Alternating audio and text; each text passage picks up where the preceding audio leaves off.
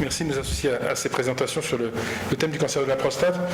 Mon rôle va être de vous aborder en fait l'épidémiologie et puis les voies du dépistage au sens large. Les liens d'intérêt, puisque c'est un peu comme le masque, il faut les mettre. L'épidémiologie, en fait, on vous l'a dit, le cancer de la prostate, c'est le premier cancer masculin, c'est le troisième, c'est plus important en nombre que le cancer du sein si on compare au cancer féminin. C'est 16% des cancers en France et puis 28% des cancers chez l'homme. Donc c'est vraiment un point important. L'âge moyen diagnostique est toujours aux alentours de 70-69 ans. Et puis en termes de décès, il vous l'a été dit, ça diminue. Et l'âge au décès est quand même assez tardif. C'est un cancer des pays développés. On voit sur la carte là, les points verts et beige. Ce sont vraiment ces pays-là qui ont l'incidence de cancer de prostate le plus important. En termes de décès, c'est l'inverse. Ce sont les pays, les sujets d'origine ou vivant en Afrique et pour nous les Antilles où les taux de décès sont les plus importants. L'incidence, elle a changé beaucoup par l'arrivée du PSA et toute la démarche qui était faite sur ce diagnostic précoce. La mortalité a diminué par le fait du PSA, par d'autres faits aussi, l'amélioration des traitements, des prises en charge, certainement joue un rôle important. On est passé comme de 20 000 cancers en 90 à 40 000 ou 45 000 qu'on peut avoir actuellement. La prévalence, c'est un chiffre qu'on aborde peu. En gros, en France, prévalence totale, il y a 500 000 hommes qui sont porteurs d'un cancer de prostate et traités, une prise en charge. On a tous les chiffres maintenant, on a fait avec la Ligue et l'INCA sur les prévalences partielles à 10 ans, à 5 ans. Et donc on voit tout ce cortège d'hommes atteints par un cancer de prostate qui sont pris en charge, soit par surveillance, soit par traitement, comme on vous l'évoquera par la suite. On a tous ces chiffres par Francine, qui regroupe tous les réseaux de cancéro, les registres de cancérologie, sur les territoires départementaux, sur différentes choses. Et on voit qu'il y a quand même une hétérogénéité de pratique. Et on va voir qu'elle est liée aussi à l'hétérogénéité de pratique sur la prescription du PSA, très certainement. Que ce soit en incidence ou en mortalité, il y a une hétérogénéité nette qu'on voit dans beaucoup de cancers d'ailleurs, sur la survenue et le risque de décéder d'un cancer de la prostate. La pratique du PSA, en gros en France, il y a 3,5 millions, 4 millions de tests qui sont faits entre PSA total et PSA libre en plus. Là aussi, il y a une hétérogénéité des pratiques. Plus il y a de dosage de PSA dans une région, plus il y a de biopsies, plus il y a de diagnostics de cancer de la prostate, qui ne sont pas forcément des cancers avancés, mais qui sont des cancers authentifiés par le prélèvement biopsique et l'anapate. C'est un des problèmes, c'est cette disparité. C'est-à-dire que l'on n'a jamais réussi, même en faisant des réunions avec les médecins généralistes, l'INCA, la HAS et autres, à organiser une prise en charge qui soit à peu près homogène sur l'ensemble du territoire. Il y a des pratiques qui font jour. On voit, puisque par les chiffres de l'assurance maladie, on sait qui prescrit le PSA. On voit que c'est 90% des médecins généralistes dans le cadre de ce dépistage, qui le font largement, parfois excessivement, mais par contre, c'est pas réparti. Certains médecins font rarement, ou pratiquement jamais, de dosage de PSA. Et l'information qu'on dit devoir aux patients, elle est aussi, non pas pour dire toujours qu'il faut opérer, traiter ou faire des PSA, mais aussi expliquer pour ceux qui n'ont pas la volonté ou l'idée parmi les médecins généralistes de faire régulièrement des dosages de PSA, d'expliquer à leurs patients que c'est une solution qu'ils doivent discuter, que la décision leur appartient. Là, on a fait, c'était avec l'assurance maladie, l'analyse par année sur les prescriptions d'hommes. C'est pas le nombre de tests effectués pour un patient, c'est un patient qui a eu un test de PSA. Et on voit qu'on est encore dans les âges avancés, avec des dosages qui sont parfois excessifs ou qu'on peut juger tels. Il ne faut pas oublier les hommes âgés, parce qu'ils ont des risques d'avoir des cancers de prostate qui sont parfois plus graves, mais la fréquence des tests, puisque ce qu'on retrouve, c'est jusqu'à 17 ou 18 dosages de PSA pour un homme dans une année qui n'a pas de cancer. Donc on a vraiment des excès. Il y a un effet des patients qui vont chercher certainement des tests dans plusieurs endroits, mais globalement, ça ne baisse pas beaucoup et ça ne se répartit pas dans la tranche d'âge qu'on jugerait nous la plus optimale, qui est entre 45 et 70 ans. C'est une autre analyse. On fait ça sur tous les 3 ans, sur des périodes de 3 ans, pour voir quel est le taux de couverture, c'est comme ça qu'on l'a appelé, de PSA dans la population. Globalement, entre 50 et 69 ans, l'âge où on juge important d'avoir un test de PSA, que chaque homme connaisse sa valeur de PSA, on avait en 2008-2010 77% des hommes qui étaient couverts. Au-delà de 70-15 ans, toujours pareil, beaucoup d'hommes, parce que c'est le moment où les médecins traitants font souvent le PSA, beaucoup d'hommes avaient un test de PSA, parfois peut-être un peu excessivement. 4 ans ou 3 ans après, il y a eu un papier dont on va parler là, qui a été fait par ce qu'on appelle l'USPSTF, qui sont les médecins de santé publique américains, qui disaient qu'il ne fallait plus faire de PSA. C'est arrivé en France, la HAS a prôné ça, l'INCA également, et donc il y a une baisse relative du nombre de dosages, mais la baisse, elle n'était pas là où on le pense, sur le nombre de dosages excessifs pour certaines personnes, elle était sur certaines personnes qui n'avaient plus le test. Et sur cette période de 3 ans, vous voyez qu'on passait de 77% avec une couverture qui était quasi du dépistage des hommes, à une population qui était seulement couverte à 62%. Et ça, c'est un facteur agressif parce qu'on l'a vu aux États-Unis, ça augmente le nombre de diagnostics en forme métastatique ou évoluée, alors même qu'on aurait pu les diagnostiquer préalablement plus fréquemment. Donc l'amélioration du stade de diagnostic, c'est sûr, on voit de moins en moins, et dès que quelqu'un a eu une PSA tous les 3 ans, il n'y a pratiquement plus de forme métastatique qui survient au diagnostic, et une baisse de la mortalité, qui n'est pas due qu'à ça, au PSA, due aux pratiques également, mais qui est vraiment certaine. Les études de dépistage, il y en a 4 qu'on peut citer facilement. Le RSPC, c'est l'étude européenne. C'est 300 000 hommes qui sont couverts dans cette étude, dont les équipes françaises Tarnero. Le PLCO, c'est l'étude américaine, qui couvre à la fois le poumon, le col et l'ovaire, qui a un volume de patients beaucoup moindre, c'était 70 000 simplement, pour la prostate. Göteborg, c'est une étude qui est beaucoup plus ancienne, en partie avec des patients de l'ERSPC, mais ils ont 20-25 ans maintenant de recul, et ils ont des résultats qui montrent 40% de gains de survie lorsqu'on fait du dépistage, c'est du PSA. Et Protex, c'est une étude anglaise, toujours ils sont arrivés après, mais ils ont donné des chiffres sur la qualité de vie, la prise en charge, ils n'ont pas encore donné leurs chiffres sur leurs résultats sur le dépistage.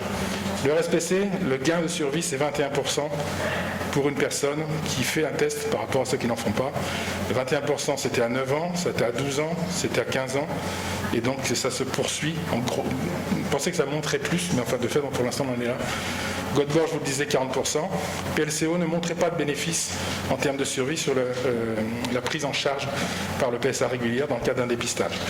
Cette étude PLCO elle a été discréditée par le fait d'avoir une analyse complémentaire qui a été faite montrant que dans le groupe témoin, 90% des hommes avaient fait le test de PSA. Donc du coup, on ne pouvait plus montrer de différence vu le faible...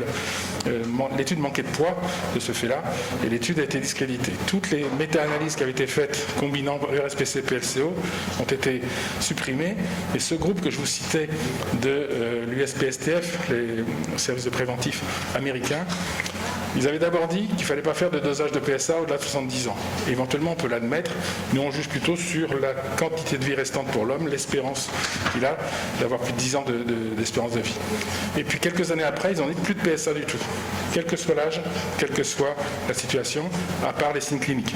Et donc, c'était le début avec des plaintes faites contre certains médecins généralistes américains parce qu'ils faisaient trop de PSA. Ce qu'a voulu faire après la caisse en envoyant des médecins, voire 20 000 médecins français qui ont reçu un avis, une discussion à avoir avec un médecin de la caisse parce qu'il faisait, semble-t-il, trop de PSA par rapport au standard qui était jugé normal.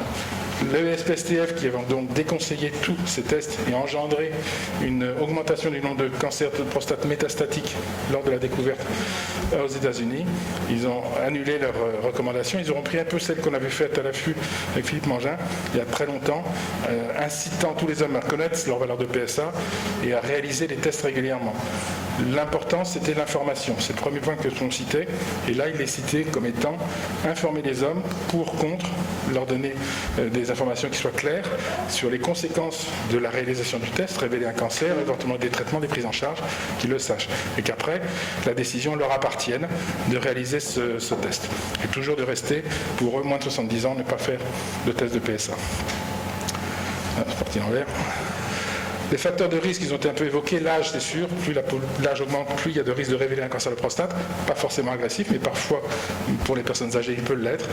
L'ethnie, on a cité les pays d'Afrique noire, et puis où les gens originaires, où il y a un antécédent familial de cet afro-américain ou antillais pour nous. Et les antécédents familiaux. Lorsqu'il y a plusieurs cas de cancer jeunes, de cancer de prostate ou de cancer du sein, il y a un risque supplémentaire de voir apparaître un cancer et souvent l'hérédité joue et on peut trouver des formes BRCA qui font que le risque est plus fréquent et plus grave lorsque le cancer survient. Dernier point qu'on peut éventuellement mettre dans les facteurs de risque, certaines études ont montré que si on fait des tests de PSA à l'âge de 40 ou 45 ans, donc avant même l'âge qu'on juge nous utile ou qu'on jugeait utile dans les premières recommandations, on peut établir un risque individuel pour la personne.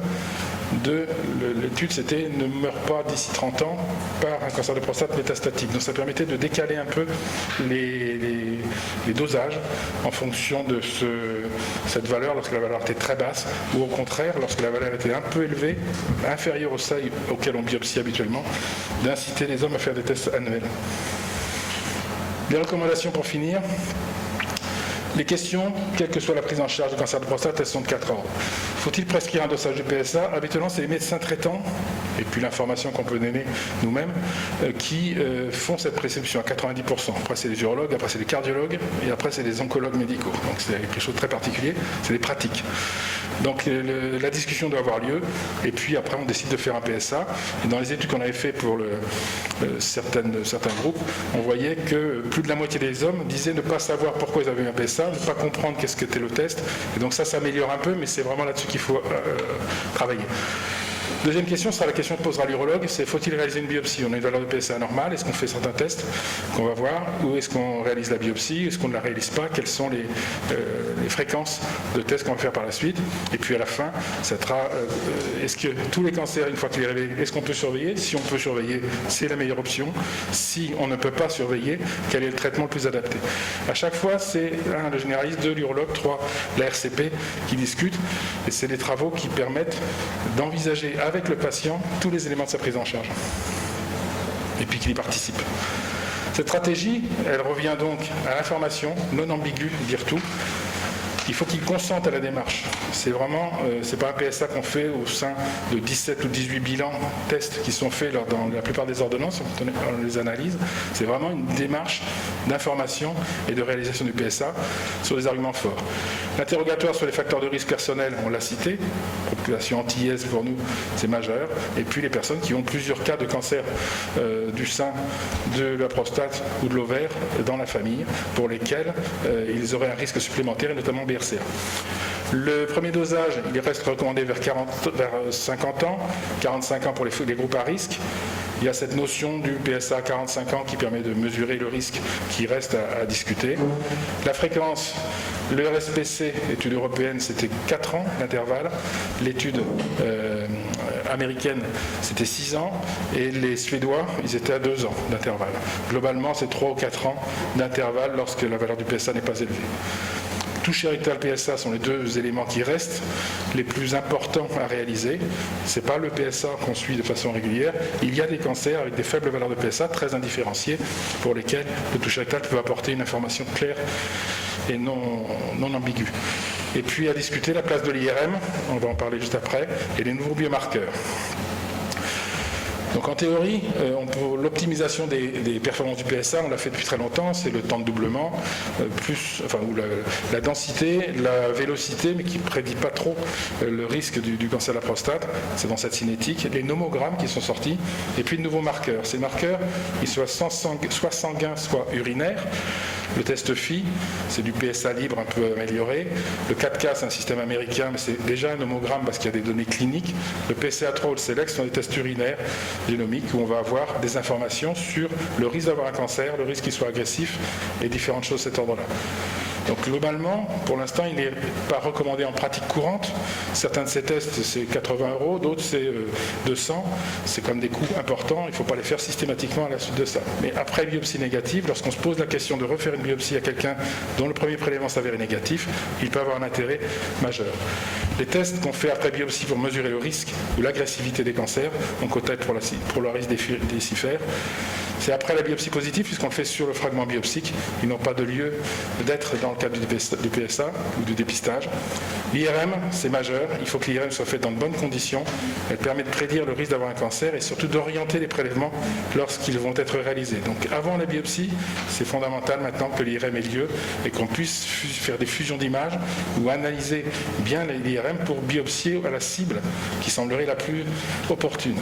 Et puis après, se pose la question maintenant, avec des articles qui commencent à sortir, sur la décision de biopsie. Est-ce que l'IRM peut permettre de ne pas faire de dosage, de ne pas faire de biopsie?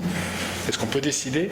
Est-ce qu'on fait une biopsie que sur cette zone-là qui est jugée suspecte ou sur l'ensemble de la prostate? On va vous en parler juste après, je le pense. Dernier point, pour revenir un peu aux standards et aux choses clés, l'information c'est majeur. C'est vraiment le nouveau point. Informer clairement les hommes sur ce qu'il va se passer après leur test de PSA et de savoir que c'est une stratégie les concernant qui est individualisée parce qu'on peut mesurer certains de leurs risques. Nouveau marqueur IRM, on le citait. Et les 3 objectifs majeurs, éviter les PSA inutiles. On a encore peut-être un tiers des dosages de PSA qui pourraient ne pas être réalisés. Et limiter le surtraitement, parce qu'il y a des cas de cancer de prostate, 30% des cas dans le RSPC sont des formes qui sont dites très modérément agressives, voire insignifiantes, et pour lesquelles on peut attendre, de façon parfois prolongée, avant d'envisager une prise en charge si les choses évoluent défavorablement. Et limiter le sous-traitement, d'une part en faisant un PSA de façon régulière à tous les hommes, et d'autre part, ne pas sous-traiter systématiquement, parce que la maladie tue malgré tout 8000 à 8300 décès par an. Voilà, je vous remercie.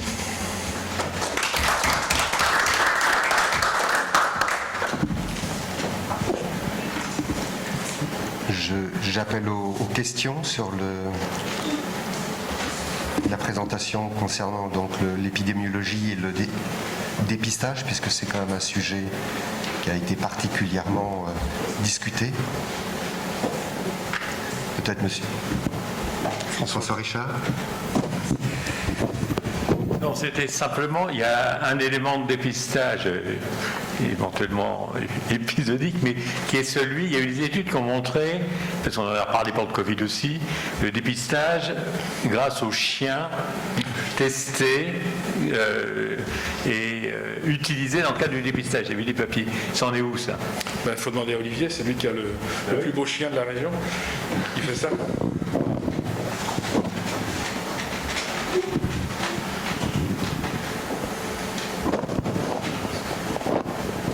Donc, merci François pour ta question. Le dépistage par les chiens, c'est la reconnaissance en fait des tumeurs. Donc, c'était montré pour différentes tumeurs. Les premières, c'était le mélanome, et c'était montré pour aujourd'hui une grande part de tumeurs, la thyroïde, le côlon, le sein, la vessie. Ça sera en effet associé à un changement du métabolisme tumoral. Donc, le chien est capable de percevoir et donc d'avoir la perception d'un profil moléculaire qui est le profil moléculaire dans le spectre des molécules volatiles. Donc les chiens aujourd'hui reconnaissent ça. L'inconvénient du chien, c'est qu'il n'est pas standardisable, donc ils ne sont pas tous la même performance. Et ces chiens, ils vieillissent tous les 5 ans, il faut en reformer d'autres, donc ce n'est pas un test en effet qui est viable, et c'est un test qui a introduit en fait ce concept de recherche de marqueurs volatiles. Et donc aujourd'hui, derrière les études de chiens, auxquelles on a participé et initié pour le cancer de la prostate, se développent des prototypes de nez artificiels en fait, donc qui sont en cours, avec plusieurs qui sont régulièrement évalués. Nous, on a gardé une activité dans ce domaine, avec toujours, grâce aux brigades cynophiles de l'armée de terre, en fait, une espèce de contrôle positif du chien sur les échantillons qui sont passés sur le nez artificiel et sur le chien.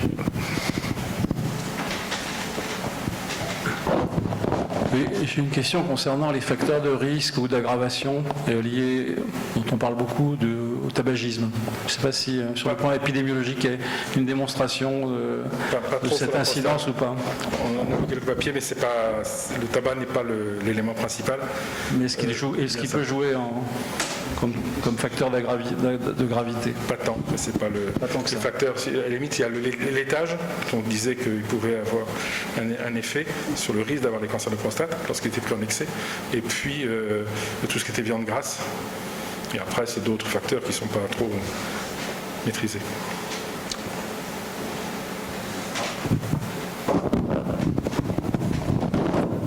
Qu'en est-il du rapport entre le taux de testostérone et la survenue d'un cancer de la prostate? On a vu dans la littérature, en particulier américaine, grandes études rétrospectives qui montreraient que les hommes qui ont un taux de testostérone haut, paradoxalement, ont un moins grand risque de faire plus tard des cancers de la prostate. Je n'ai pas d'éléments récents là-dessus. Ça a été cité à charge, à contre-charge ou en opposition. Il n'y a pas de...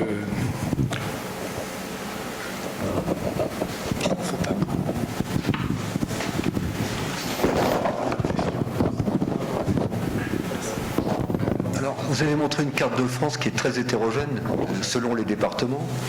Et j'avais cru comprendre que dans ces campagnes de dépistage, quand le taux était inférieur à 50%, les moyens mis en regard pour les résultats attendus n'étaient pas au rendez-vous. Est-ce qu'il y a un problème avec ça? Parce que je sais que dans le cancer du sein, ça posait un problème dans certains départements. Qu'est-ce qu'il en est pour la prostate? On n'est pas dans un dépistage organisé pour le cancer de la prostate. Les dépistages organisés, c'est le sein, le côlon, l'utérus, le col.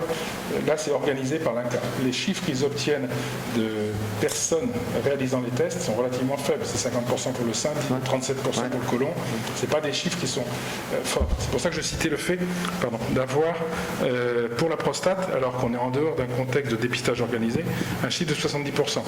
La valeur est testée chez donc toute cette 75% des hommes, et c'était pour ça pratiquement un dépistage organisé de fait, parce que la pratique du PSA est large, peut-être liée au fait que c'est un test simple, et peut-être au fait aussi que comme le nombre est important, chaque généraliste a croisé une ou deux personnes ayant eu un cancer de prostate, parfois agressif, et ont tendance à faire des tests réguliers.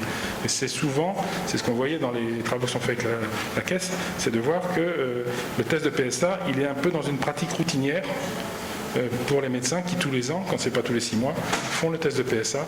Le cardiologue, ça n'a pas de sens non plus. Ils en font, c'est le 3e réalisateur, donc c'est pas très logique. Mais ceci étant, c'est une pratique qui est faite pour une organisation qui est personnelle à certains groupes. Mais c'est la même chose pour ceux qui ne font pas. Certains ne font jamais le test de PSA ou ne proposent pas de le faire, incitent même leurs patients à ne pas le faire. Et c'est des groupes qui sont organisés, qu'on repère par les tests de prescription.